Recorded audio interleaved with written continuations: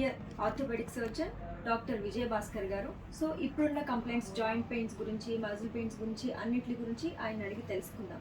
నమస్తే sir. So first of all అసలు ఈ క్రోనిక్ ఫ్యాటిక్ సిండ్రోమ్ అంటే ఏంటి, దాని ట్రీట్మెంట్ ఎలా ఉంటుంది? ఇప్పుడు జనరల్గా అందరిలో వచ్చే ప్రాబ్లమ్స్ సార్ ఇవన్నీ. సో దాని గురించి ఎక్స్ప్లెయిన్ చేయండి. అబ్సల్యూట్లీ రైట్ అండి. క్రోనిక్ ఫ్యాటిక్ సిండ్రోమ్ అన్నది ప్రతి ఒక్కరు వారి జీవితకాలంలో ఎప్పుడో ఒకసారి ఈ ప్రాబ్లమ్ని ఫేస్ చేస్తారు. యూజువల్గా ఇది జనరల్ హెల్త్ ఇల్నెస్ అంటాము. అంటే సైకోసొమాటిక్ ప్రాబ్లం, సైకలాజికల్గా హిల్ ఉండడం, ఫిజికల్గా హిల్ ఉండడం. యూజువల్గా ఇది అసోసియేటెడ్ జనరల్ సిక్నెస్తో పాటు పర్టికులర్గా ఆ డిజీజ్ రిలేటెడ్ కూడా ఉంటుంది. సో క్రోనిక్ ఫ్యాటిక్ సిండ్రోమ్ అంటే దీర్ఘకాల, అంటే నీరసం పడిపోవడం, ఉత్సాహంగా లేకపోవడం, ప్రతిసారి ఏదో ఒక కంప్లైంట్ చేయడం లాంటిది ఈ సమస్యని క్రోనిక్ ఫ్యాటిక్ సిండ్రోమ్ అంటాం. సో ఇందులో ముఖ్యంగా మనం క్రోనిక్ ఫ్యాటిక్ సిండ్రోమ్లో చూడండి, ఫటిగ్ అంటే నీరసంగా పడిపోవడం, ఏది చేయబుద్ధి కాకపోవడం, ఏదో ఒళ్ళంతా నొప్పులు అనిపించడం, ఏదో పెద్ద బీమారి అంటే దీర్ఘకాల వ్యాధితో సఫర్ అవుతున్నట్టుగా ఉండే కండిషన్ని ఫటిగ్ అంటామండి. సో థ్రోట్ అంటే యూజువల్గా కంప్లైంట్ చేస్తూ ఉంటారు, గొంతులో నొప్పి వస్తుంది, గొంతులో గరగర ఉంది, గొంతులో అన్ఈజీగా ఉందని. యూజువల్గా హెడేక్ కూడా one of the most important in fatigue syndrome. First and foremost symptom ఈ ఫ్యాటిక్ సిండ్రోమ్లో హెడేక్ తోటి కంప్లైంట్ చేస్తూ ఉంటారు. అది కూడా frequent continuous dull aching pain ఉంటుంది, నిద్ర పట్టనివ్వదు, డిస్టర్బెన్స్ ఉంటుంది, ఏది చేయబుద్ధి కాదు. అలాంటి హెడేక్ కూడా పర్సిస్టెంట్గా మనకు ఉంటుంది.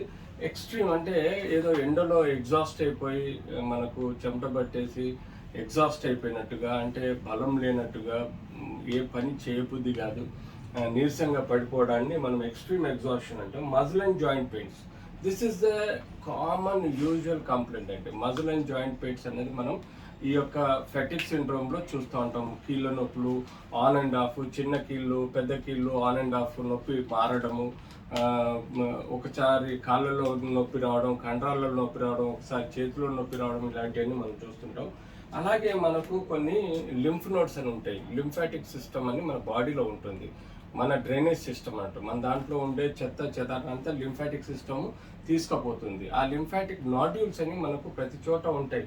అవి కొంత ఇన్ఫెక్టివ్ నేచర్లో ఎన్లార్జ్ అవ్వడం, ఆర్మ్ పిట్స్లో కానీ లేకపోతే నెక్లో కానీ ఈ లింఫ్ నోడ్స్ ఎన్లార్జ్ అవ్వడం చూస్తాము.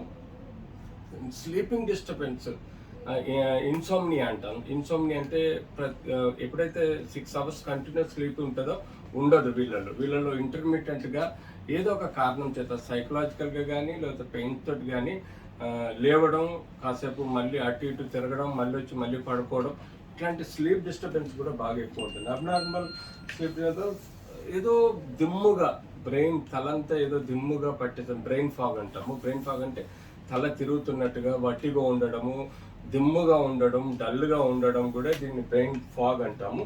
అంతేకాకుండా short memory, loss of short memory, ఇప్పుడే ఆలోచన ఇస్తాడు, ఇప్పుడే ఏదో చెప్పాలనుకుంటాడు, అప్పుడే మర్చిపోతాడు, మళ్ళీ ఆ ప్యాటర్న్ మారుతూ ఉంటుంది. సో ఇలాంటి మెమరీ లాస్ కూడా ఈ వ్యక్తులలో బికాజ్ ఆఫ్ ది స్ట్రెస్ వలన ఉంటుంది. అంతేకాకుండా ఆబ్వియస్గా కాన్సన్ట్రేషన్ కూడా దెబ్బతింటుంది.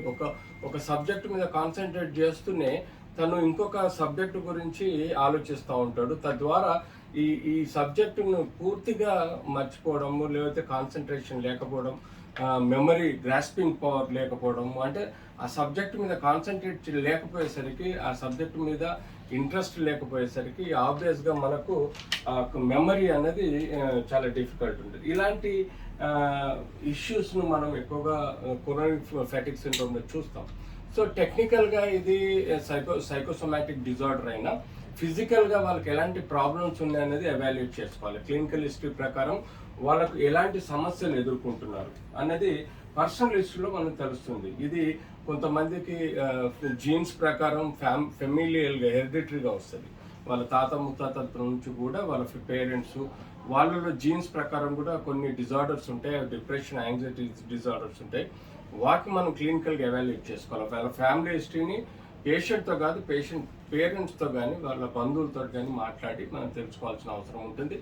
నెగిటివ్, పాజిటివ్ హిస్టరీ కాదు, తనకున్న సమస్యలే కాకుండా నెగిటివ్ క్వశ్చన్స్ని అడిగి కొన్ని ఎవాల్యుయేట్ చేసుకోవాలి. తద్వారా మనం కొన్ని ఫ్యామిలీ హిస్టరీ ద్వారా కూడా మనం తెలుసుకోగలుగుతాం. అంతేకాకుండా మనము ఫిజికల్గా ఆర్గాన్ ఎవాల్యుయేషన్ చేసుకోవాలి. ఏ ఆర్గన్స్ నార్మల్గా ఉన్నాయా, ఏమైనా అబ్నార్మల్గా ఉన్నాయా అనేది ఎవాల్యుయేట్ చేసుకొని ఆ ఆర్గన్స్ ఎఫెక్ట్ అయితే ఆర్గన్ సంబంధించిన సమస్యల్ని మనం సాల్వ్ చేయాలి.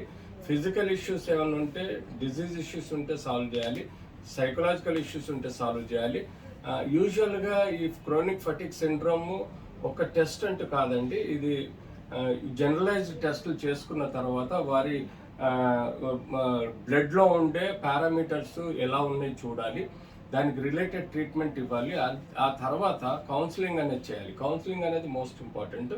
ఈ క్రోనిక్ ఫటిక్ సిండ్రోమ్లో మోస్ట్ ఇంపార్టెంట్ ఆయనకి ఇష్యూస్ ఉన్నవి కౌన్సిలింగ్ చేయడం, ఆ వ్యక్తిని ఆ సమస్యల నుంచి దూరం ఉంచే విధంగా. అంటే ఈ should be away from that place. అంటే సపోజ్ తను హైదరాబాద్లో సఫర్ అవుతే ఊటీయో లేకపోతే ఏదైనా నార్త్ ఇండియా ఎటైనా టూర్స్కి వెళ్ళిపోవాలి. ఒక 15 days long tours, 2 to 3 weeks or 4 weeks long tours వెళ్ళాలి. ఎక్కడ ఏ సమస్యలు గుర్తు రాకుండా, ఆ సమస్య మీద ప్రభావం లేకుండా, ఆ సమస్యల నుంచి దూరంగా పోయి తను ఏకాంతం కానీ లేదా ఫ్యామిలీతోటి కానీ ఒక చోట యోగా, మెడిటేషన్, ప్రాణాయామం చేయాలి. ఈ 3 సైకలాజికల్ స్ట్రెస్ని తగ్గించే ఆస్కారం ఉంటుంది. యోగా, మెడిటేషన్, ప్రాణాయామం డైలీ మార్నింగ్ ఒక 1 hour, ఈవినింగ్ ఒక 1 hour చేయాల్సిన అవసరం ఉంటుంది.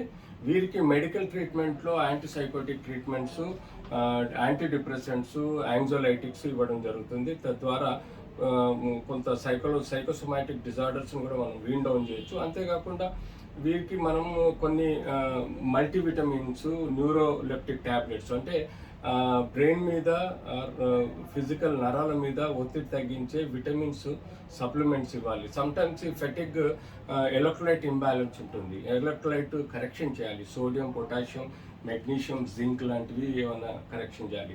ఈవెన్ వీళ్ళల్లో vitamin D and calcium deficiency వస్తుంది, అవి కూడా మనం కరెక్షన్ చేసుకోవాలి. సో ఇలా వాళ్ళకి మంచి న్యూట్రిషన్స్ ఉండాలి, మల్టీవిటమిన్స్, మినరల్స్.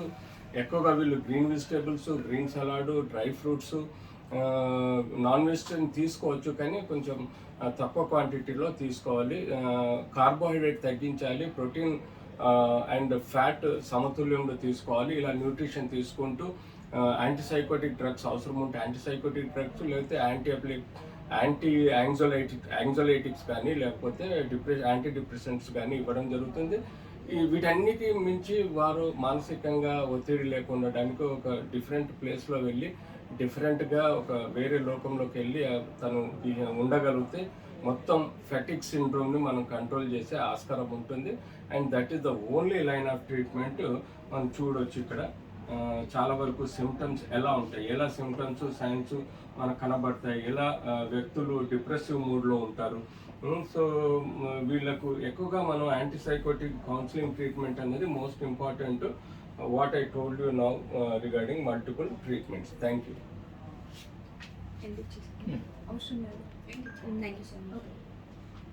లాస్ట్ ఇయర్ మీది అన్నిటి కలిపి ఒకసారి.